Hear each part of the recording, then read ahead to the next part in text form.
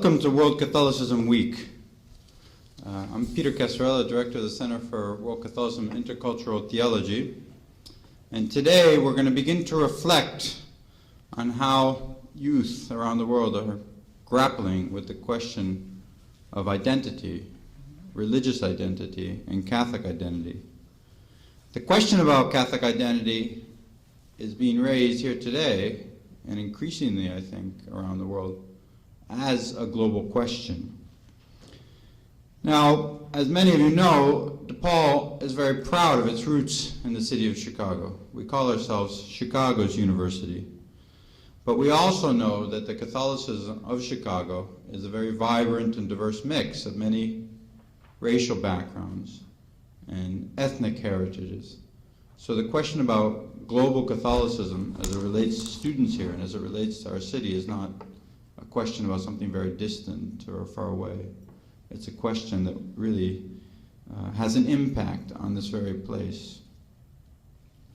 So the question that we're looking at today is, what are the different paths that young people take to explore their faith and its meaning in the midst of secularism, indifference, and a host of other questions raised by and about and as a challenge to the Catholic faith. The week will be intercultural, and by examining Catholicism from an intercultural perspective, the gathering invites DePaul students and other guests to celebrate the unity and diversity emerging locally and globally within the dynamic reality of Catholic faith. Now today, as you'll see, is a day in which there will be presentations not just by professors. During the luncheon conversations that will follow, you can listen to students present on their engagement. The students from the VNL House, Vincent and Louise House, will speak about their engagement with the community. At noontime, we'll also have the Consuls General of Poland and Ecuador speak about the social and political legacy of John Paul II. And if you want to get your hands dirty, you can go to the luncheon session entitled Nature, Soil, and God. That's not truly metaphorical. That's not just metaphorical, because Jim Montgomery, who's going to be present there, actually does a trash audit in the Student Center. But that comes later. That comes later. At the end of the day, we'll celebrate with a liturgy in the Vincent de Paul Parish and a feast of faith right behind that wall in Student Center 120B. And I hope everyone here can stay for the whole day's events and participate in that. Now, one more point I wanted to make before turning to this morning's speaker. Today, as you know, is just the first day of World Catholicism Week. We have a very rich panel of speakers talking about questions of Catholic youth today. Tomorrow we turn to the academic conference. So the 21st and 22nd are dedicated to the theme of tradition and liberation, charity and truth in the new face of social progress. And those of you who stay for that academic conference will be able to listen to Archbishop Migliore, the Vatican envoy to the United Nations, Cardinal George, some of the leading theologians and economists who are interested in the question about economic globalization, confronting the question of economic globalization from within the tradition of Catholic social justice teaching, and of course Cardinal Turkson, the president of the Pontifical Council for Peace and Justice. So I hope you can stay for that. And then finally, on Friday, in conjunction with the new sustainability initiatives here at DePaul, and also recognizing that this is Earth Week, we will be sponsoring an opening lecture by the renowned journalist John Allen, who will speak about Pope Benedict's commitment to environmentalism, and that will be followed by a very vigorous discussion by DePaul faculty and others about the question of sustainability as it pertains to not only the Catholic identity of DePaul, but even more concretely to questions about curriculum and the future of the DePaul curriculum. I also wanted to mention that this event today is being co-sponsored by the Office of Mission and Values, the Catholic Studies Program, and the Peace and Justice Minor, so I'm very thankful for their co-sponsorship. Our first speaker for the week is making his first visit to DePaul University, but he's no stranger. He's in fact one of the very first, if not the very first, collaborator of the Center for World Catholicism and Intercultural Theology, since it was Father Gregory Gay, the Superior General of the Vincentian Order, who resides in Rome, who put the Center for World Catholicism and Intercultural Theology and the Justice, Peace, and Integrity Creation Commission in Rome in touch with one another. And I'm very grateful to Father Gay for taking this initiative and making this connection. Brother Gearoid Francisco Oconer is a Franciscan friar and executive secretary of the Justice, Peace, and Integrity of Creation Commission, also known as the JPIC Commission, of the Union of Major Superiors and the International Union of Major Superiors. Now, with such a long title, you might wonder, what is the JPIC? The JPIC, the purpose of it is to serve the promoters of justice, peace, and to serve the Union of Major Superiors and the International Union of Major Superiors according to the charisms of each of the individual religious orders that participate in the Commission.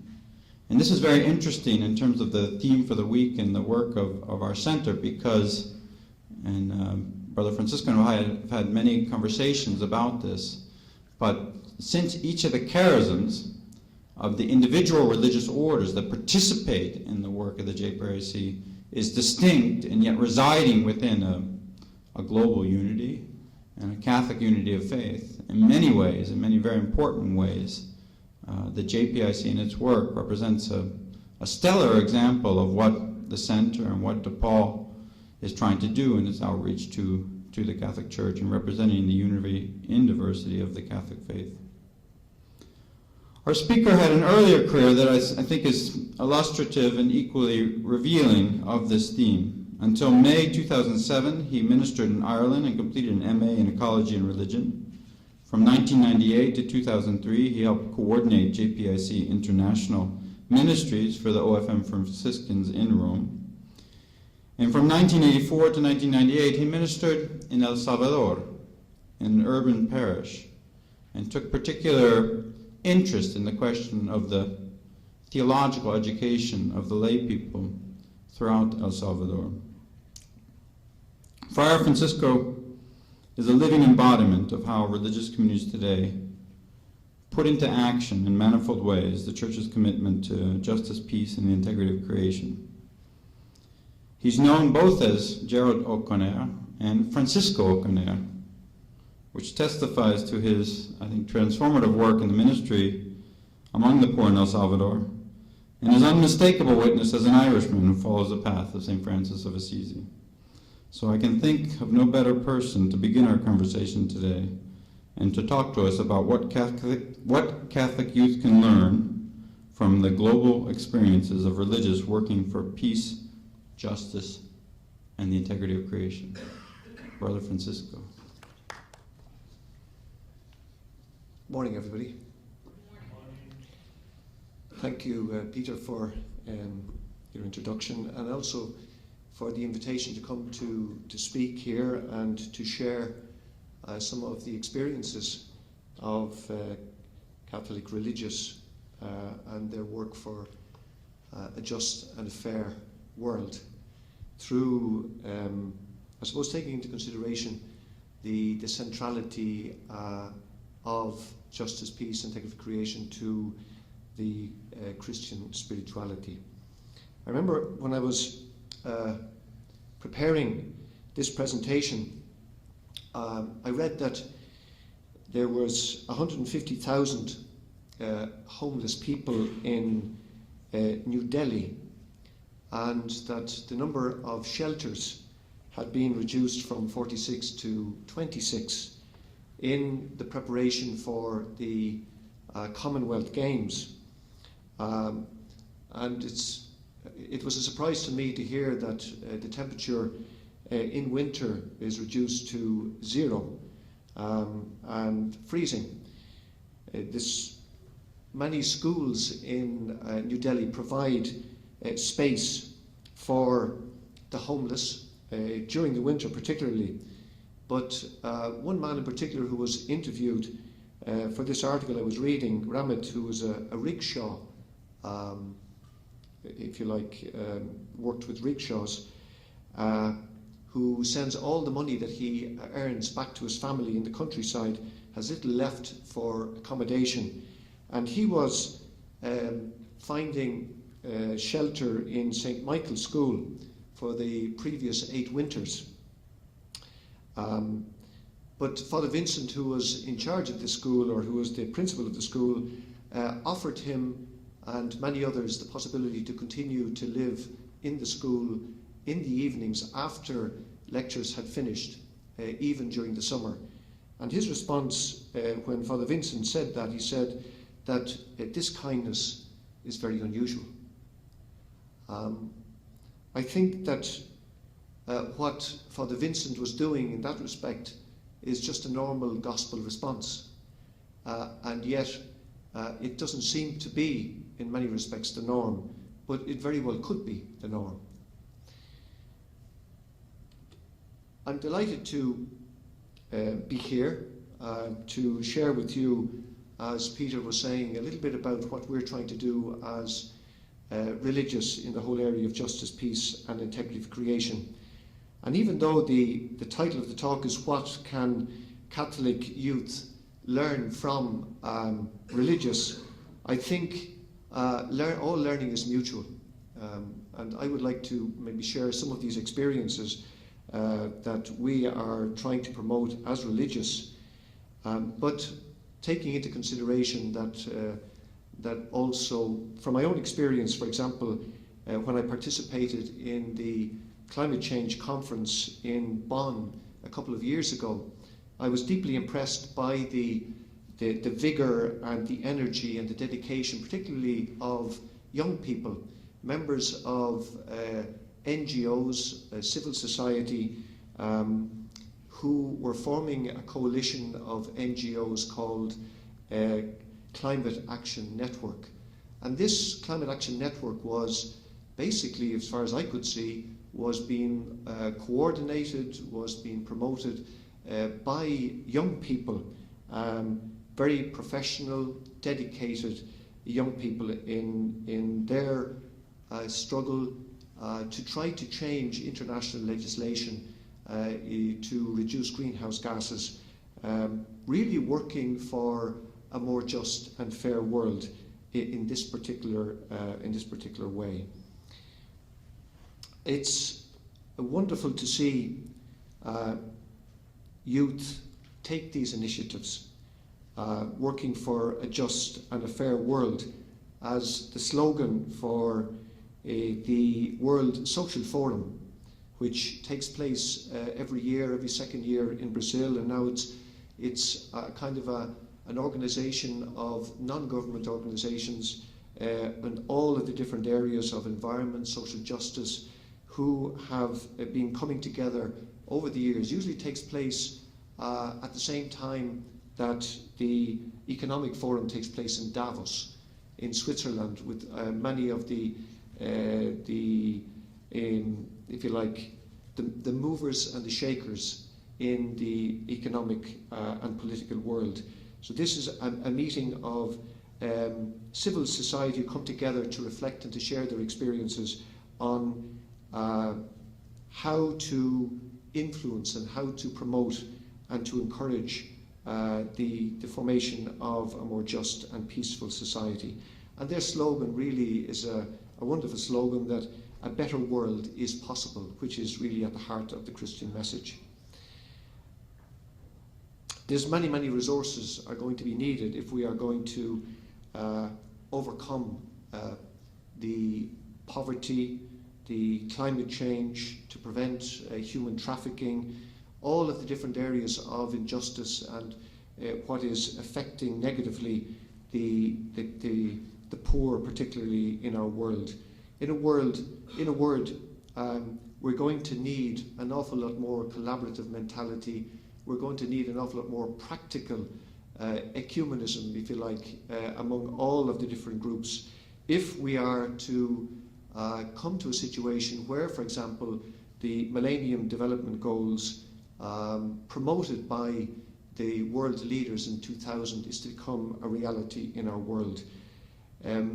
These goals are unlikely probably to be achieved by 2015, which was the desire of the world leaders when they came together back in 2000 to deal very concretely with concrete social justice and environmental issues, reducing poverty by half, universal education, environmental sustainability, and many, many others of the 8 Millennium Development Goals.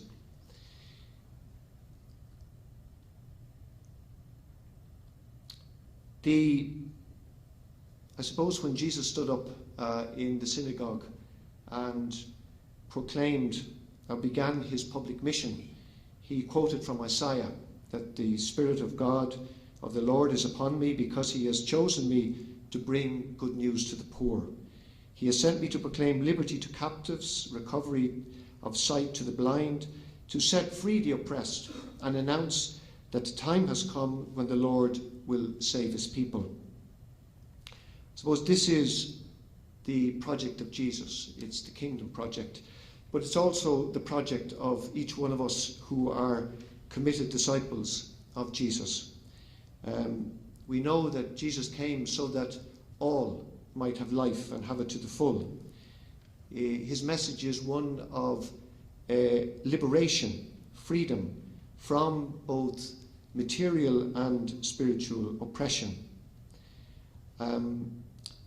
Jesus also showed in his life and in his ministry, not only in his words but in his actions, that he had a preference for the vulnerable, for the excluded. But also he did not exclude anybody from his message. And I think Jesus also, was interested and wanted the freedom and the liberation of those who were oppressing. It wasn't a neither or, it was both and. And this is really where we come to an understanding of the non-violent approach, that it's not just to try to work for and with those who are oppressed, but it is also to try to in some way influence those who are causing the oppression in our world today. For the Catholic Church to make a greater contribution to overcoming the causes of poverty, I think we need everybody involved, particularly young people who have a particular energy and a creativity to bring their youthful enthusiasm to involvement in the work for a more just and fair world. Someone like James Watson, by 24 years of age, he had already identified the structure of DNA. By 23, during a plague in England, Isaac Newton developed the binomial theorem, and Albert Einstein published the best of his works by 26 years of age. Emily Dickinson, one of the greatest poets, wrote many of her poetry and was only discovered after she had died. But all of this, I think, is a reflection that there is in youth, there is that vigour and that enthusiasm, that ability not to be deterred by fear, but to overcome fear and to try to reach out and to take risks, which is really very important, I think, in the whole evangelization process. We need to have that capacity not to be motivated by fear, which is very often what motivates many of us, but to be motivated by love and to be able to take those risks.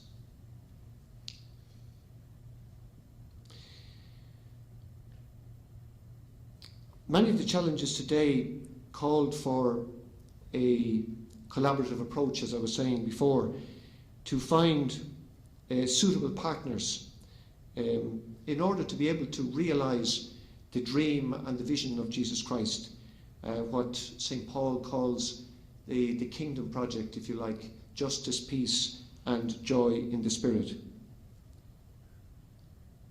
We're very aware, for example, in what's happening in the last couple of days in Iceland, the power of nature. When a volcano in Iceland erupts, it causes everybody to recognize that we are dependent creatures, that we are ultimately not in charge, that we need to return to be less arrogant and recognize that we have a place in creation, that we need to see how we are connected with everybody else, including all of the creatures and in creation. But the challenge today, as I said, is to develop a collaborative approach, to find suitable partners to realize this dream. And if environmental contamination and environmental destruction goes unchecked, the quality of life for all is affected, because we're all connected. We can't just work for the integral development of the human person without seeing the human person in connection with creation, with all other creatures. And I think part of our problem and our difficulty in the past is that we've tried to focus in on the human person without that relationship and where and how we as human beings are related to all creation. I think now, with the challenge of climate change particularly, many of the development organisations within our church and many of the other development organisations are realising that we cannot work with and for refugees or migrants. We cannot really take any of the outreach programmes that we have for many of the excluded and the marginalised in our world unless we have the bigger picture. Very often we have focused in too much specifically on particular, if you like, elements of social justice work, but without trying to get the broader picture and seeing how everything is interconnected. I think now, with climate change, already people who are working in all of the different areas for human development are realising that unless they factor that into their projects and the way that they work, that it won't be sustainable into the future. And as I said before, as humans, we are dependent creatures. We need one another. We need others. That we're all part of the oikos. We're all part of the common house of creation. And I think this is really fundamental to our spirituality, that to see how we are interconnected, we need to learn to work together, because unless we learn to work together and to collaborate, that we either survive together or we sink together. When I arrived in Salvador in 1984 as a deacon, the next day after I arrived, I was taken around the parish in 1984. It was during the Civil War, and we stopped at a dump, and there were a number of people who were gathered around the dump in silence. We approached the people, and when we looked up, I noticed that there was a man hanging from a tree. He had been tortured, he was dead, and there was a silence as the people looked up. I had come from Ireland, where, although in our own country we had a terrible situation of violence in the northern part of our country, I must say that where I lived, my experience of violence was very limited. So confronted with death, confronted with the reality of man's inhumanity to man. And that night when I went home, I realised, talking to one of the friars that was there, that the mother of that young man was present. She was unable to say anything. She wasn't able to claim the body of her son, because at that time in Salvador, if you were associated with one of the people who was murdered by death squads, you also were in danger yourself. So I became to realise the pain of that woman. And As I reflected that night and I prayed about this, my first day in El Salvador, I realized that if I could work and if I could dedicate my life as a priest and as a religious to creating a situation whereby at least one other person would not suffer a similar fate, I think that my life would have a value. So that gave me a kind of a focus for my ministry into the future. Not necessarily changing the world, but trying to at least respond to the people and the situations where I found myself and try to support and be present for the people who were in some way deprived of the basics to live a dignified life. I suppose I came to understand that justice, peace and integrity of creation really is the work of reconciliation.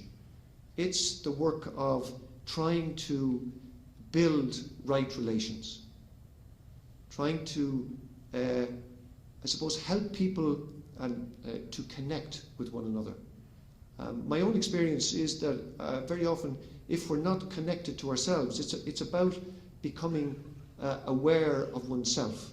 Right relations is not just about working with others and trying to build bridges and trying to understand others. It really begins with ourselves, to know oneself, to be in touch with oneself. Because if we haven't got that capacity, it's very, very difficult then to be instruments of reconciliation and instruments of justice and peace with others. We have to live these values ourselves. We have to become peaceful, become just, in order to be able to contribute to a more just and peaceful world. Very often, I think in the past, and my own experience is that if the danger is that we come to recognize and we come to see all the injustices outside, and we work to try to overcome injustice in the world. But we forget that the work needs to begin also within ourselves and in our own families and in our own communities. Pope Paul VI established the Justice and Peace Pontifical Commission in 1967, and I think it's interesting that it came out of also a call in Gaudium et Spes, and he said that he wanted this Justice and Peace Commission to be like a cock on a bell tower that's sensitive to the breeze, if you like. In other words, the signs of the times. And that this commission had the particular responsibility to keep the eyes of the church open, the eyes and ears, to be sensitive to the signs of the times, also to encourage the sensitivity or a compassionate heart. Because as we know, we can look out and we can see what's happening around us. We can be either motivated by pity or we can be motivated by compassion. And unless we have a deepening spirituality and a deepening relationship with God within our lives, then it is probably we will react rather than respond to what we see. So therefore, Paul VI really, in setting up this commission, was saying that you have a responsibility to try to remind your brothers and sisters, fellow Christians, to keep your eyes open, to be constantly in touch with the movement of God's Spirit within us and around us, to trying to see what the presence of God's Spirit is today and how God is manifesting God's self. But also to have this capacity to reach out to support and to help others. Traditionally, very often in our church and in our communities, we have responded by giving, by, in a way, I suppose, giving something to another person. Not in the true sense of charity, but very often our giving has not been a source of liberation to the people that we have been giving to. And I think Paul VI is saying that the responsibility as well for us as Christians is not to do something for another, but to help the other do whatever they need to do for themselves in order to be able to achieve the basics to live in a dignified way. Also in 1971, at the Synod of Bishops, this vision, I think, is reiterated again when in the document, the final document of the Synod of Bishops in 1971 says something very, very important. It says that the action on behalf of justice and the participation in the transformation of the world is a constitutive dimension of the preaching of the gospel. In other words, that it's not an added extra. It's not optional. The work for justice and the involvement in the process of bringing about a more just and peaceful world is essential for every Christian.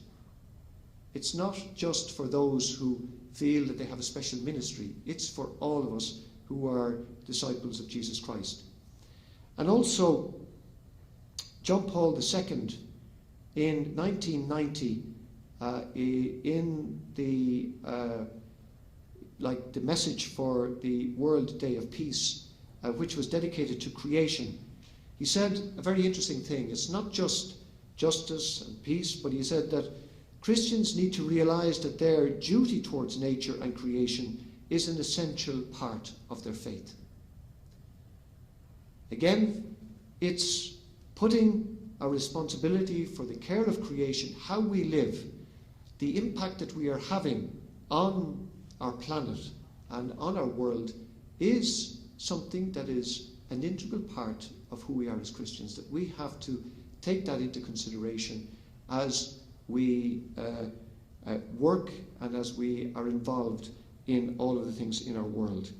And more recently, Pope Benedict, this year, in the World Day message, if you want to cultivate peace, protect creation, he said that the quest for peace by people of goodwill surely would become easier if all acknowledged the indivisible relationship between God, human beings, and the whole of creation.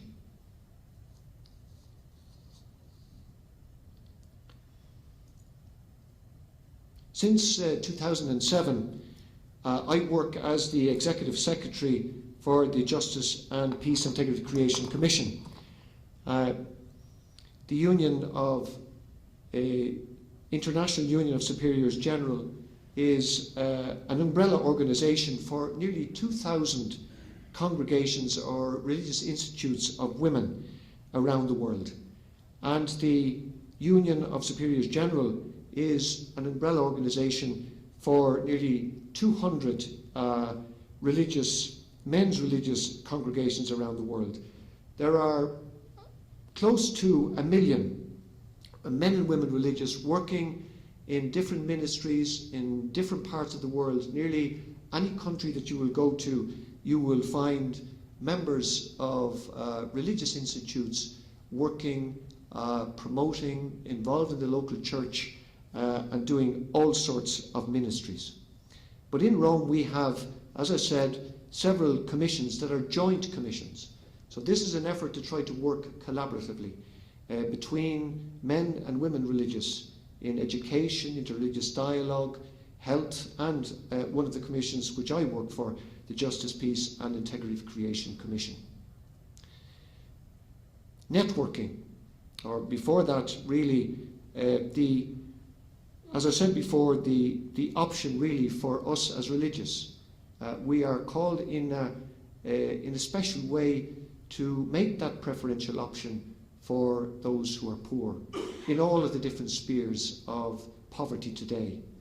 Refugees, the oppressed, those who are discriminated, the excluded, immigrants, displaced, and for the vulnerable within our environment as well. And in the context of today's world, the JPIC Commission is at the service of the USG and the UISG. And our work really is to try to create greater awareness, to bring about a clearer analysis and a more effective action in the field of justice, peace, and integrity of creation.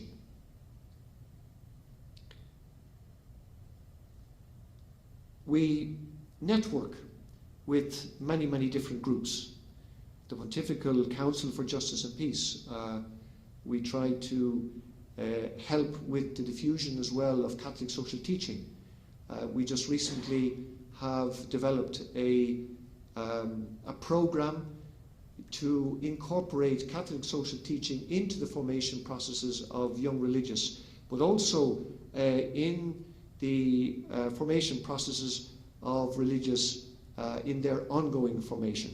Because one of the difficulties that we're finding is that in many areas there are resistances to these values for all sorts of reasons. So our job really is to try to show that involvement in the world and involvement in the work of the transformation of the world is essential and is part of who we are as religious and as Christians. These are some of the other groups that were involved in Caritas Internationalis. For example, on that work on the Millennium Development Goals, we developed a resource material that was translated into several languages, and we tried to diffuse and to share these resources with our membership around the world. And just this United Nations project here, I'm not going to talk very much about it later on, but it is a project, for example, that we are involved in with several other religious traditions. And the idea is to try to encourage the General Assembly of the United Nations to recognize a decade for interreligious and intercultural dialogue for peace. And the idea would be to make it a practical ecumenism. In other words, that even though it is under the umbrella of the United Nations, that men and women of different faith traditions would work on practical justice and environmental issues at the local level. And this, in one way, I suppose, when we start working together, we start to understand one another. It starts to help to break down prejudices between people when we start to really connect with one another. So I think that this is a project that we are part of, and we're trying to, through our involvement in the United Nations, trying to encourage the General Assembly to promote and to name this coming decade as the decade for interreligious and intercultural dialogue for peace.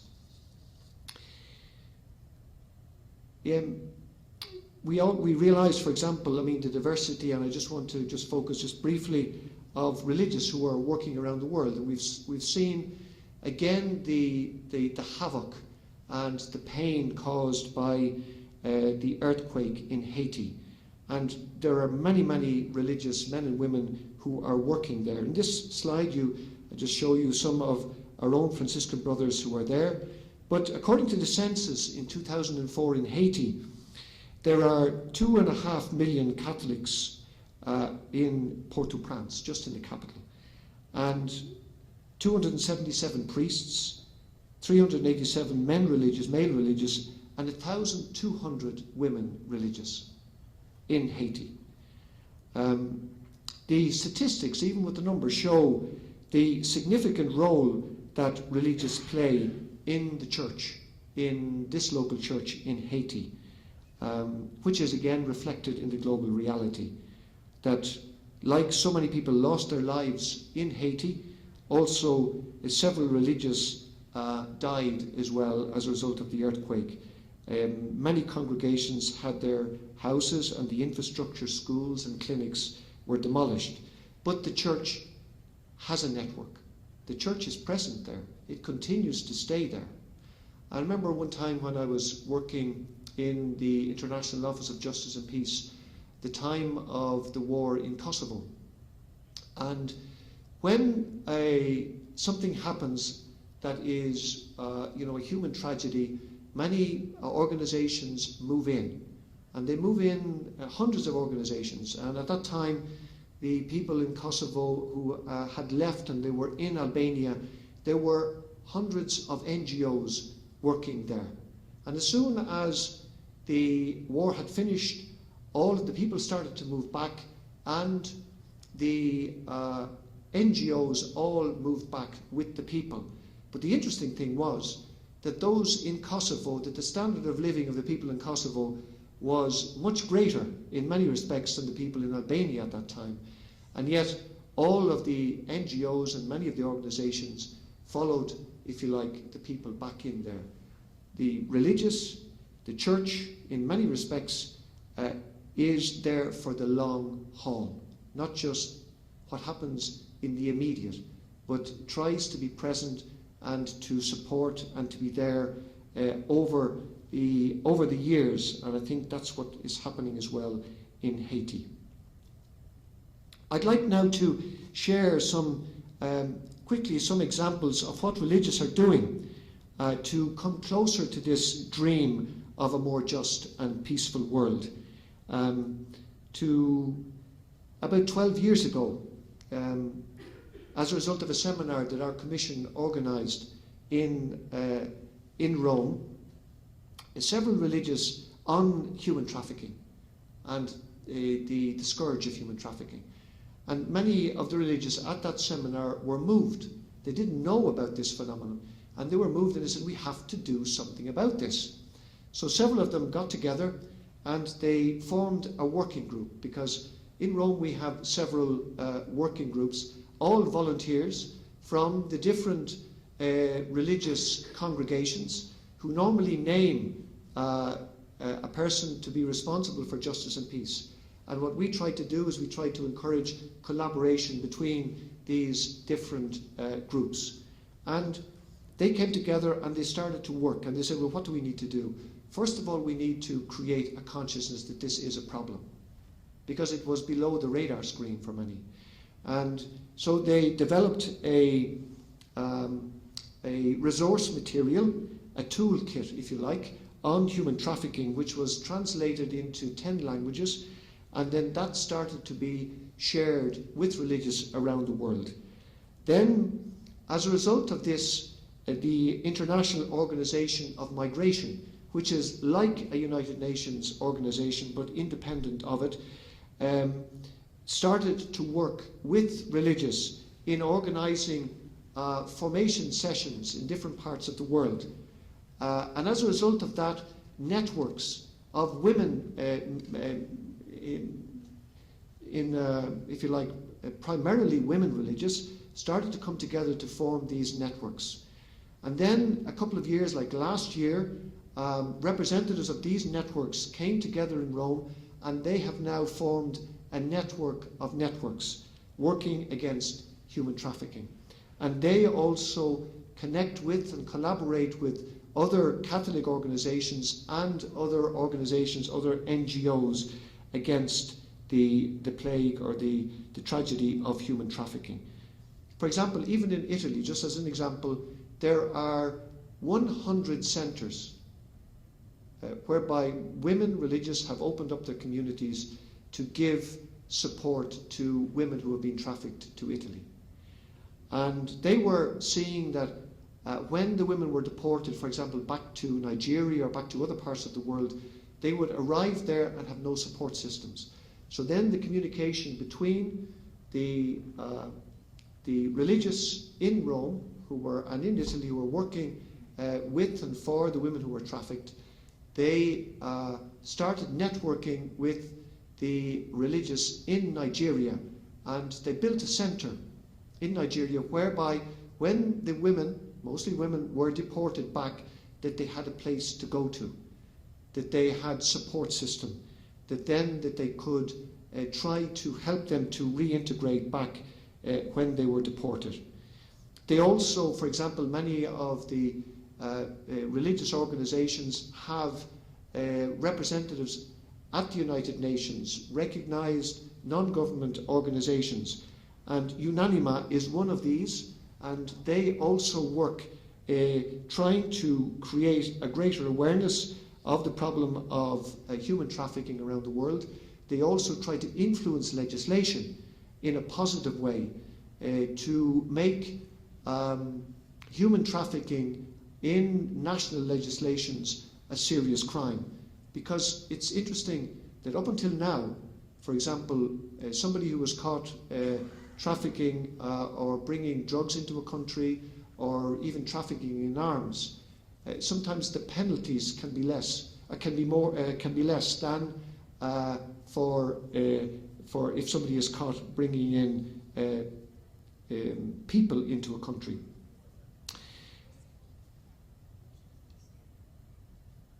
Just conscious of the time, I don't want to continue for too much longer, but I'd like just to talk about also another project that we've been involved in South Sudan.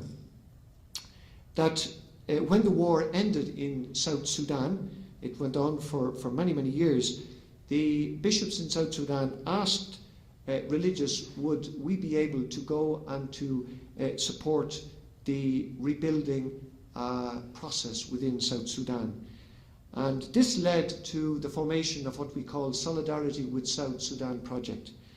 And more than 80 religious institutes responded to a call to work collaboratively together to work in South Sudan together. This is really a new paradigm in mission, because traditionally religious, when they are asked, they usually go as individual institutes to work in an individual way in the different countries around the world as missionaries. But this was if you like, a different sort of an approach. That, in other words, that before the mission started, that many, up to 80 religious institutes came together to think about how they could respond with the local church, particularly in the whole area of education, and also in the training of teachers and in the training of nurses. These here are members of the South Sudan project. So that the dream begins already to become a reality, because 2 years ago, on the 1st of January, the first religious arrived there. There were 24 religious now in 4 locations in South Sudan, soon to be 6. And they, as I said, are already beginning to train teachers and health assistants, and looking for ways to try to work collaboratively with the local church in other pastoral initiatives. There are 12 congregations and people from 13 nationalities. Only 7% of the teachers, or there are only 7% of teachers have been trained. There are 24,000 teachers needed in South Sudan. And in February 2010, the first ever state registered nursing course began. And these are some of the young people who are going to participate in that nursing course. Now the pastoral component is starting to be developed, an interdiocesan JPIC program along with the bishops. And it's hoped in the future that religious as well, that this project will be open to volunteers. So if people are interested in volunteering some of their time and some of their expertise, that it will be possible to support this project into the future. One of the bishops, when he was talking about the project itself, said that as well as what you are contributing in concrete terms to education and to health, one of the greatest things for him was the witness value. The fact that religious from so many different nationalities, so many different places around the world were actually trying to live together, to get to know one another, to understand one another's cultures, because as well as living in a culture that was not their own, they also had to start to understand one another and try to live closer together. And then he said that that in itself was a powerful value in a country where so many ethnic feuds had taken place, to show that harmony is possible, that it is possible to accept and to be open to diversity, and ultimately that diversity is needed for true unity.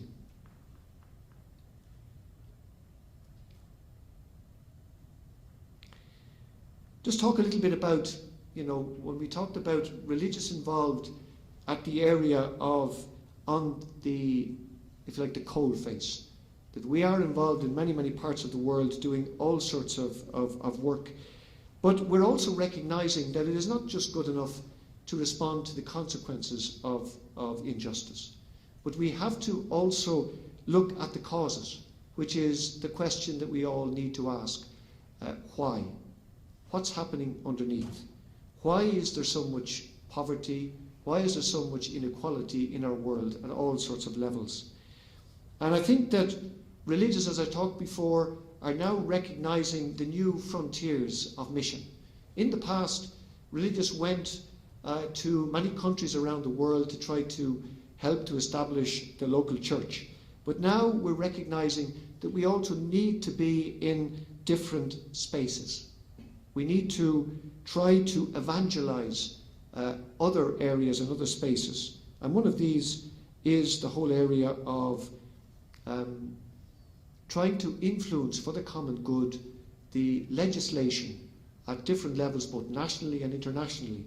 So there are about 70 or 80 religious congregations who have freed up personnel to work in advocacy, to work along with other NGO groups, to try to influence policy on all the different issues that we are interested in education, in the rights of the child, in environmental issues, in human rights, in health issues, in the whole issue of life, that we now recognise that we need to be there. We have religious present as well, not only in the United Nations, but trying to influence even the whole, if you like, economic question in the International Monetary Fund, the World Bank.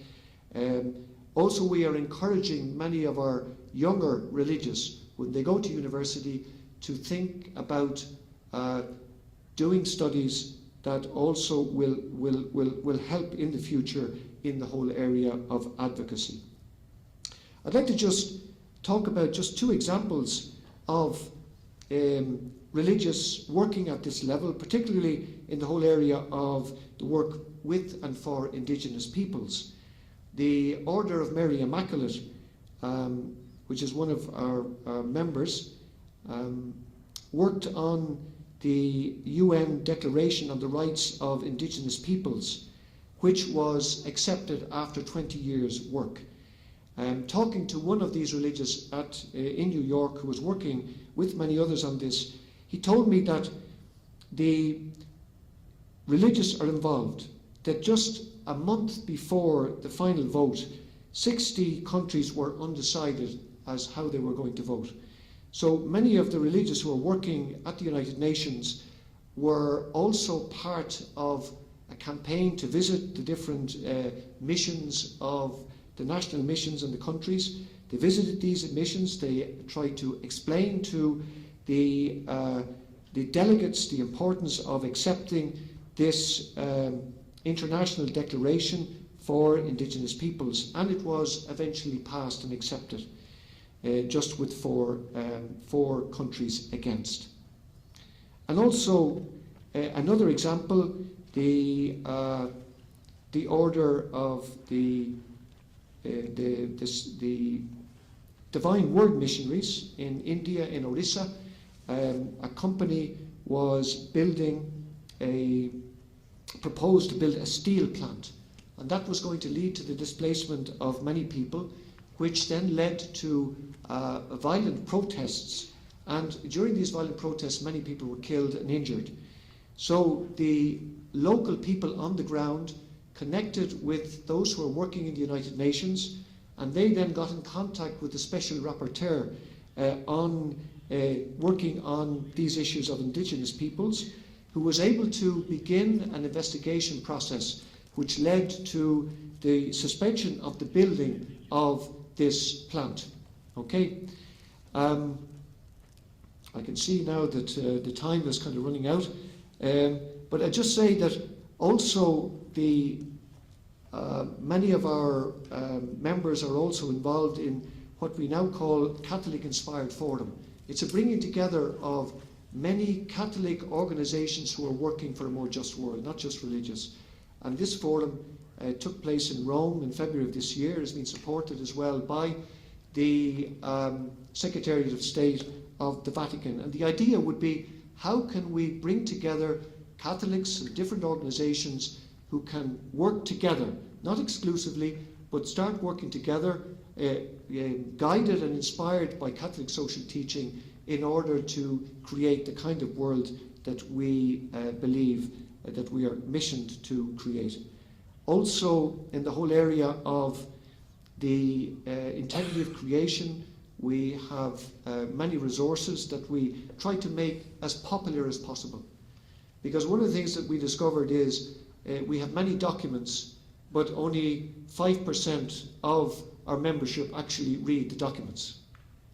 So we can have many, many documents, but how can we ensure that the content of these documents are also assimilated? So we try to follow a methodology of see, judge, and act. Look at the reality, try to illuminate that reality with the gospel, with Catholic social teaching, and then say, what can we do at the individual level? What can we do as well at the community level and at the international level to make a difference in our world? And on one of these occasions, Fra Bože from Croatia, when he received that water document, started to reflect on the reality of his own country. And he was able then to work along with other Catholic groups, with the Episcopal Conference, to try to influence the whole water, if you like, policy of the government in Croatia, who were about to privatize water. So they were the ones who alerted and brought it to the attention of the population what was happening, and then that led to a much more broader discussion and reflection on the issue of the right to water in a country that has some of the greatest resources of water in Europe.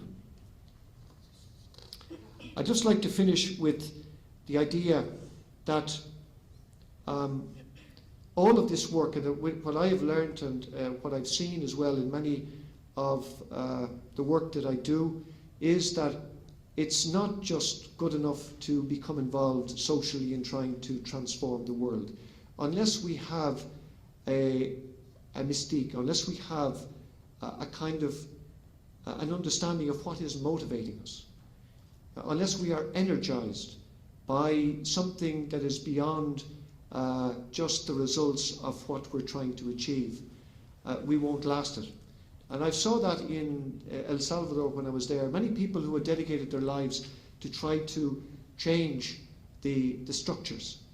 And all this work, when we are involved in trying to do good, we come across resistance, difficulty, and very often failure.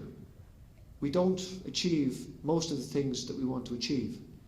And unless we have something that is motivating us and is guiding us, well then it's very hard for us to continue and not to become embittered, not to become, if you like, embittered and angry.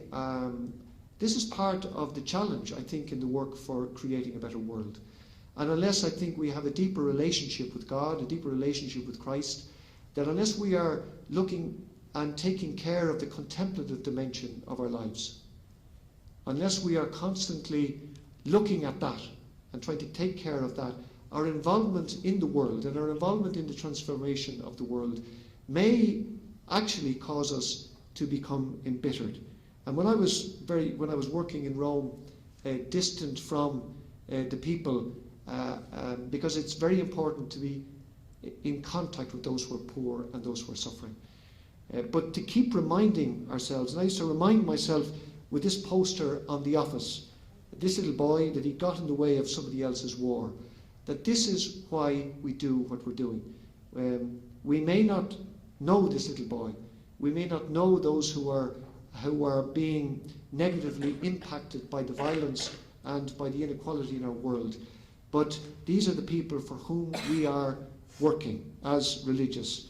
But unless we have that deeper contemplative dimension, where we're in touch with the movement of the Spirit within us and around us, I think we'll be building our own kingdoms and not the kingdom of God. And thank you very much. I'm sorry that I went my time. Thank you again for the invitation, and I hope that in some way this sharing has helped you to understand at some level what we as religious are doing, and hopefully as well in some areas will help to inspire others as well to dedicate their lives in the work for a fair, just and peaceful world. Thank you.